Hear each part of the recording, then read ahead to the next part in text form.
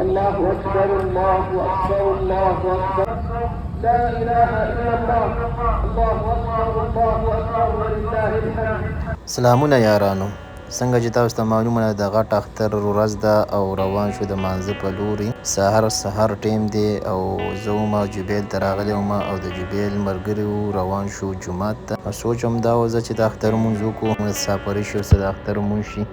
او دا بلډینګ چې کوم دی ډېر مشهور بلډینګ دی په جبیل کې. دا به ډېر ملګري پیژني، کم ملګري چې پیژني په کمنټس کې راته ووایئ چې کم ملګري دې خوا څه دي او پیژني خوا کې ورسره ده مخته هم ده. نو ډېر ملګري په جبیل کې وپاتې کېږي او دا ځای به پیژني، هغه ملګري ما ته کمنټس وکړي. بقایا چې کوم دی جومات ته روان شو، د اختر لمونځ کو ملګري دي او زه یم. اختر دی، اختر ورځ ده. الله پاک دې په ټولو باندې کوم دی اختر بار دغسې په خوشحالو راولي. او زمونږ اختر خو په مسافرۍ کې دی. دا مې پکې یو د نیکۍ کار هم وکړو، شیشه پرته وه او دې برمیل ته مې راوویشته ده. ما هېڅ پته نه لګي د چا د ګاډي ټیر پرې رانشي او سروس خان ورته ونه رسي. راللو کسان چې کوم دی جومات خو ماشاءالله خو کافي غټ جومات دی، خو څه کسان پکې چې کوم دی دننه راغلي وو او هر هم ډېر زیات کسان وو، ځکه چې سعودي عرب کې دا قانون دی چې په هر ځای کې لمونځ نه کېږي، بس یو جومات کې کېږي. کوم چې غټ جومات وي نو د هر ځای نه ورته خلک راځي او هلته کې د اختر لمونځ کوي.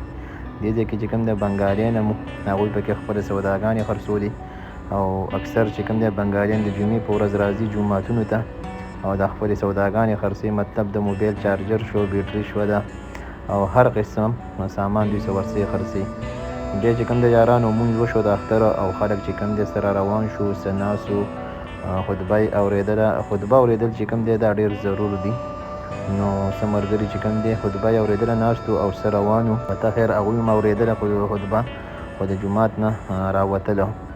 نو بس د دې سره چې کوم دی لمونځ وشو او ملګري چې کوم دی روان شو کمرو ته. او ډېر چې کوم دی بنګالیان پکې وو، هر ځای کې بنګالیان ډېر زیات دي، خو په دې ځای کې چې کوم دی نور هم ډېر زیات وو. خطبه هم چې کوم دی ختمېدو باندې وه او کسان چې کوم دی را روانېدو باندې وو. څه کسان را روان شو، چا چې کوم دی تصویران ایستل، چا به ټیک ټاک یې کولې، چا به څه کول. خو زه اکثر خپل ملګري خپل انډیوالانو نو هغوی هر سهار څه کول خوند یې کوو. زه یوازې ناست وم، زما څه خو څوک هم نو او یوازې کس وم او بس زه خپل ویلا کې مصروف وم. ملګرو چې کوم دی کسانو مبارکیانې یو بل ته ورکولې او غاړې یو بل ته ورکولې. دې وخت کې ما ته ډېر سخت خفګان راغی په دې وجه چې اډو څوک پکې زما وم نه پکې داسې پښتانه ملګري وو. البته 2-3 ملګري پښتانه وو، خو هغه کمرې ته راغلي وو. هغوی سره بیا په کمره کې چې کوم دی میلاو شوم او د اختر مبارکي مې ورله ورکړه ده. خو خیر د جومات نه چې کم کس راوځي نو هغې سره بېل خوند دي. څه ملګري راته دا هم ډېر زیات وایي د پاکستان نه چې پاکستان کې موږ د اختر مزې نشته دی، بس لمونځ وشي هر سړی چې کوم دی کور ته لاړ شي او هغسې خوند او مزې نشته څنګه چې مخکې وي. نو د اخترو چې کوم دی داسې به زه ویم چې هر ځای کې خوندونه نشته دي. الله دې خپل فضل او رحم وکړي. بیا د مسافرۍ اختر خو ډېر زیات غمجن وي او ډېر د خفګان اختر وي. الله دې هر یو مسافر په خپل وطن ثواب وکړي. کم ځای کې ملګرو ستاسو اختر راغی دا خو راته په کمنټس کې ووایي چې ستاسو اختر په کوم ځای کې راغی. بیا راغلو ملګرو سره، بس ملګرو سره چې کوم دی لږ ساعت کېناستو، کمرې ته مبارکیانې مې ورکړلې. چې هم پوخ کړه اوس په چاولې تیاروو. الحمدلله ملګرو په چاولې تیارې شوې، چاولې مو خوړلې او ملګري راغونډ شو. ماشاءالله ډېر زیات خوند یې وکړو، ډېره مزه یې وکړه. د مسمخیا به خوبونه کوو. ټولو ډېره مننه.